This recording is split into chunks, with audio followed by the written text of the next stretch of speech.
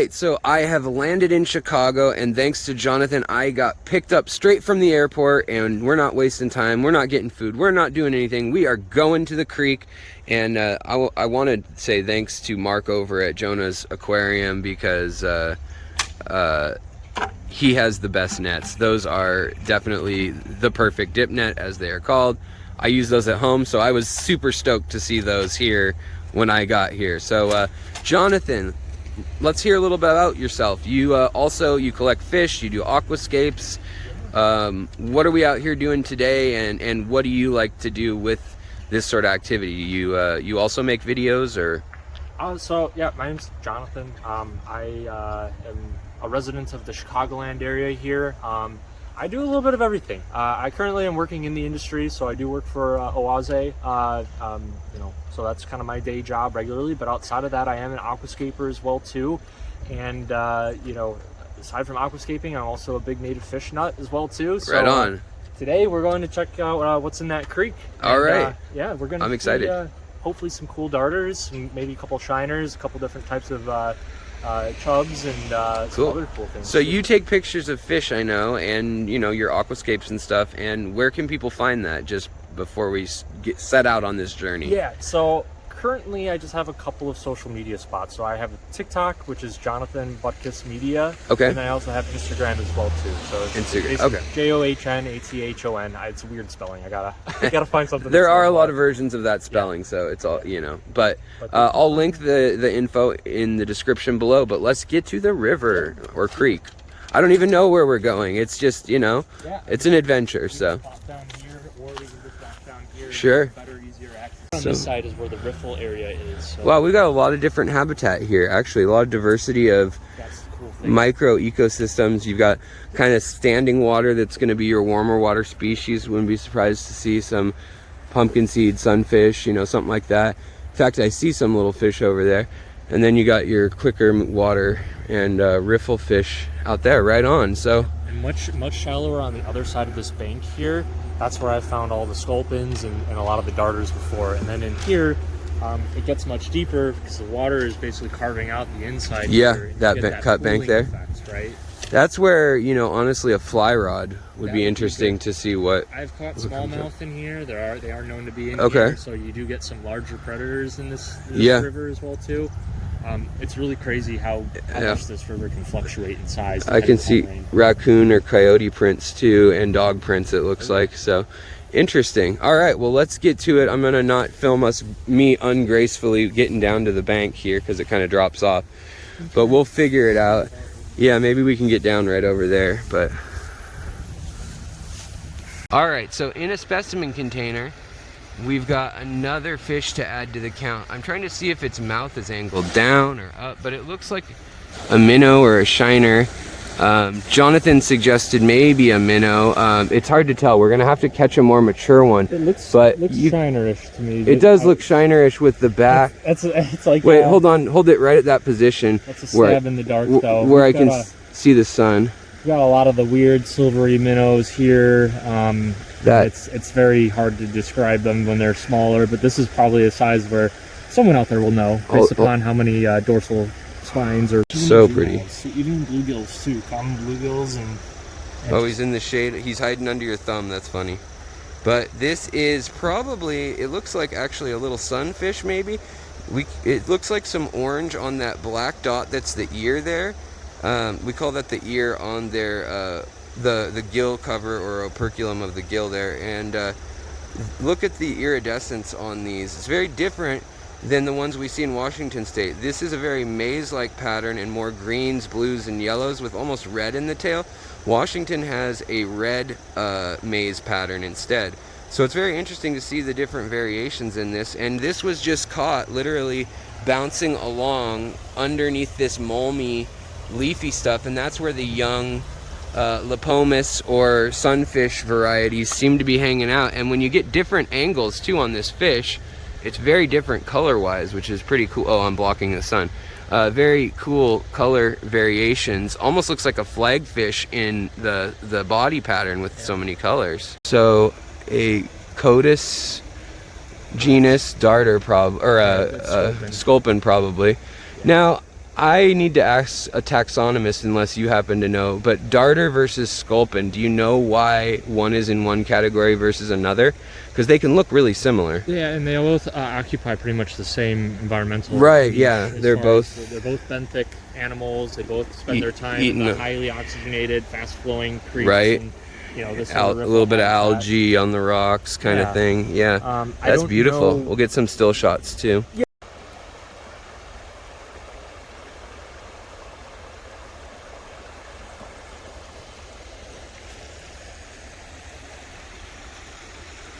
So here we have another small shiner of some sort. Could be the same kind. We're going to need to ID these later, which will be a trend of this video. I'll overdub it if I know what it is. But it's hard to tell when they're this young. But these ones have a little bit of purple and a little bit of gold and bronze. Again, that linear line. And then above, they've also got some metallic lining. But less so than the other one. Now, they also have mouths that are set a little lower, it looks like. But might be all in my head. I'll have to go back and look at the footage. I'm curious, you thought it might be a young chub, is that what you said? Yeah, like creek chubs are really creek chub. Here. And they've got that spot right on the caudal peduncle. Yeah. They've kind of got like a narrow dorsal fin. Yeah, and then oh, there we go. Now, hold on, let me refocus. But now we can see the red. There we go. I just want you guys to see that it's not the red from my fingers showing up in his tail. It's actually a pretty vivid red on this guy. All right. So, just another beautiful little fish. I know they may look the same to a lot of people, but this one actually has red in its tail, bronze on the top half with a copper line on it along the, and then it's got some little black dots coming off of that, the line going down its entire side, and that dot on its caudal peduncle. Plus, it's got a relatively large anal fin and relatively far set back pelvic fins, which is interesting. And its pectoral fins are far forward, and the stripe continues through its eye. And that red tone is actually showing up all the way into pretty much all the fins, it looks like, other than the pectoral fins and the... No, it is. So only the pelvic fins or paired back fins don't have it. So Jonathan thinks maybe a creek chub. We'll have to double check because it's very pretty to me. I know it might not be much to those folks who live here, but I love it. So this is a white sucker. So usually you see them when they're much bigger, right? In the river when you're fishing for bigger fish and stuff. And a black... little western black-nosed dace on the side here. So there's all sorts of different shiners and minnows and stuff. Oh yeah. Yeah, right in this little creek there's fish. Yeah. Look at this little guy. He's got all sorts of metallic color on him. Yeah. Peppery color, silver and black. You got a big net full of fish, huh? Got some green sunfish in there. Oh yeah. A bunch of creek chubs. So you can tell that this guy on the back right here, so like this one closest to my finger, it's a creek chub. See how he's got that spot on his tail?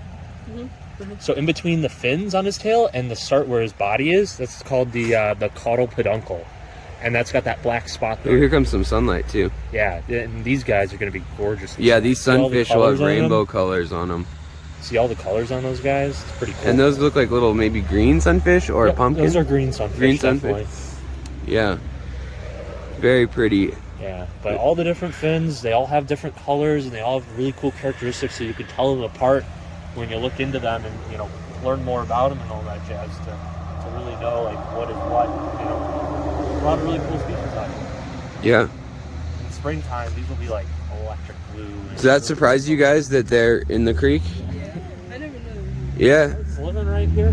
That's why you shouldn't throw trash in the creek, right? Yeah. Little Johnny darter, and we found it in this little roadside stream here, just in the Chicagoland area, and it's got W's and X's or Y's and M's, depending on what letter you're looking at, on its lateral line right there, right along the side. You guys see the letter W and Y or X?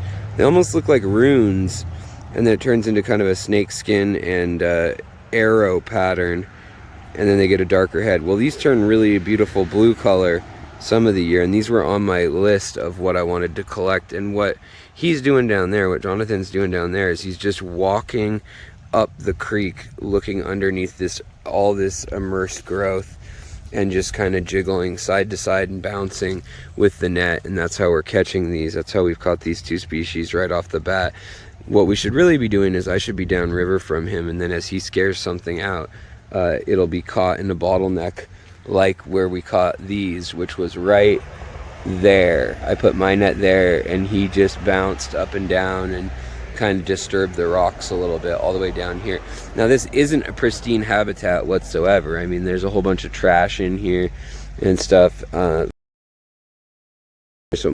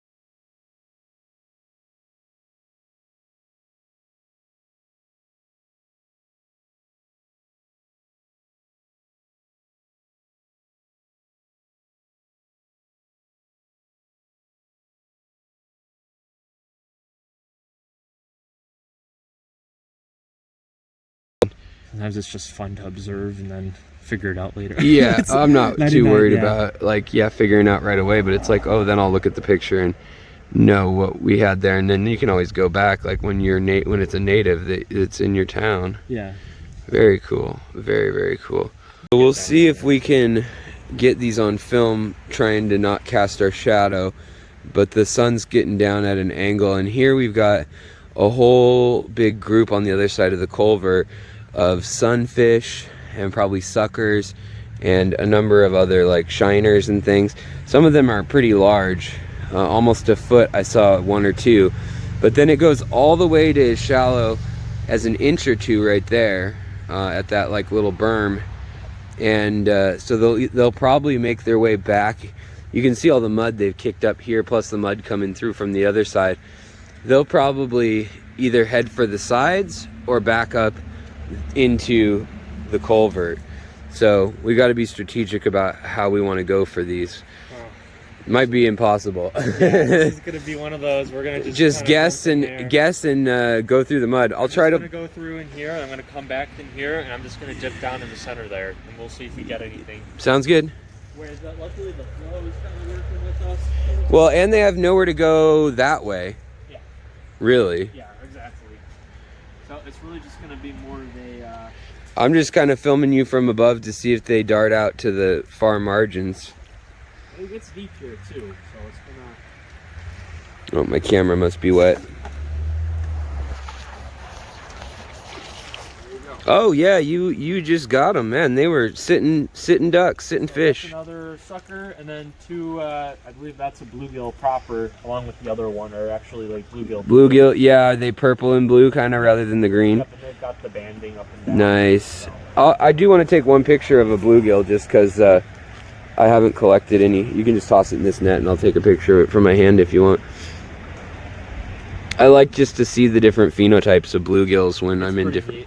What's really cool is like the long-eared sunfish. Yes. So they've recently been split, right, taxonomically? We don't have those in Washington, so yeah, I'm fascinated by them. But here we go. Yet again. Da da da da. This is like a big bluegill hole. Yeah, big bluegill hole. Oh yeah, these are beautiful bluegills. So these have all that green and blue metallic, plus the dark kind of green or black ear spot. Easy to tell.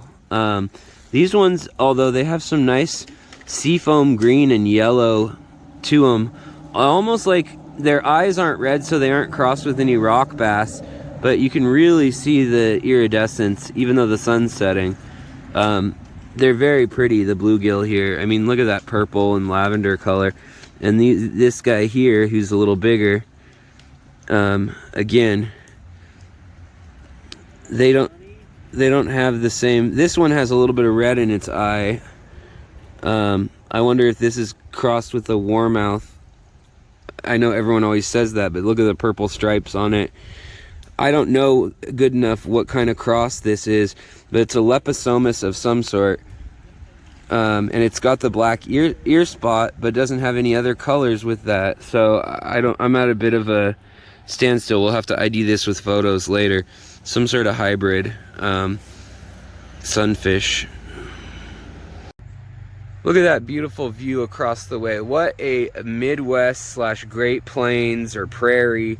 I mean, what a perfect view. And look at this, how the river is reflecting up onto the trees. Can you guys actually see that on the leaves? Beautiful. It's subtle, but it is so cool to see. Oh, and look who came with the delivery. Jonathan has got a delivery for me. We got a larger black striped top minnow here. Black striped top minnow. So let's get dialed in. Oh yeah, and the tails. The males, I think I'm gathering, because about half of the ones I've seen have the dots on the tail and the on the back, on the anal fin. Now he's interesting. He seems to have some sort of spinal deformity at the end of his tail there. Yeah, it's so far back. Yeah, he also, I mean, he's really chunky for, I mean, yeah, he's been eating well, but he's a beautiful fish. Yeah, he's almost got like a pike minnow shape to him. Yeah. Or a golden wonder killie shape to him. I mean, all that what is it, subterminal mouth, right? Yeah. It's like slightly upturned, right? Yeah. They spend all their time, if you get them on camera, and feeding just they're just right under the surface. Insects at the surface and in the water column and such. Beautiful. All right, focus here on beautiful rainbow darter, and we got blue that we can get him to show if we shake him a little bit. I know that doesn't sound very nice. And then on the face, he's also got some turquoise showing too. Very beautiful. And we'll get some still shots because this is just not going to do it justice, but what a beautiful fish right there. I have come a long way to see this fish, and I am extremely excited to see that turquoise under the eye, the turquoise on the dorsal fin there. So cool. What a beautiful fish. So here we've got a rainbow darter, and we'll try to get him to perk up in a second. You can see the blue on his dorsal if you look carefully. Then also we have two of these Fundulus, do you know their full name? Fundulus notatus. Notatus, which is the black striped top minnow, or black banded top minnow. Very pretty little fish. They look like some of the killies down in Florida. They've got a little bit of speckle on their fin on some of them. Others don't. It just seems to vary. And it might be the difference between male and female, but some also are zigzag, whereas others seem to have more of a clear bar. So we'll get some pictures and hopefully see kind of the difference. Do you think, what's this called, a speckled? This is a Western black-nosed dace. Western black-nosed dace. So they've got this really nice kind of like rusty bar along their side of their body. Yeah. And then their nose shape and just the, you know, how many dorsal rays they have, all sorts of indicators as far as this one goes. But very, very iconic here in the Midwest. Very cool. And coming out of just a little side ditch here with a lot of immersed growth, and it's just flowing. Vegetation, some garbage too. You know? Yeah, you hey. get the whole Illinois treatment. Yeah, I mean, stickleback and things like that in Washington will be not necessarily flowing like this, but just on the side of the road in a creek like that, you know. Could be brackish even, but yeah, there's actually some pretty weeds here. I'm sure a lot of them are invasive and whatnot, but yeah, I mean, it's just a pretty little creek right next there, and quite a pretty little fish, really. I mean, that could be a Danio as far as, you know, the sparkles and stuff. I bet if we get it in a ray of sun, it probably sparkles a little metallic, huh? Let's see. I see sun somewhere down here. Yeah, I know. It's just... Yeah, there we go. Yeah, so it's got some nice sparkly to it, some nice iridescent little iridophore cells that are full of little guanine crystals that act like little prisms, and it's got kind of a little black spot at the base of its dorsal, huh? Yeah, very pretty. No-see-ums also just hatched, I can tell, because you can see the casings on the water, but it's so pretty to watch the fish strike. These little teeny killifish, they're so acrobatic, and you can see the little eddies coming down the river with the last golden moments of sunset. And every once in a while we'll see a carp or a catfish come up and just hit the water. And even though the highway is making sounds right behind us, I don't care. You can't wreck my tranquility. This is beautiful. It's crazy to think that, like, essentially the third or fourth biggest city in the country is like a half hour that way. There's nature everywhere. Yeah. We're literally less than like 30 miles away from downtown, the Loop in Chicago, and Aquarium and all that, you know? And I mean, people need to come out and fight for keeping these places semi-wild, if not totally wild. You gotta have your green spaces, you know?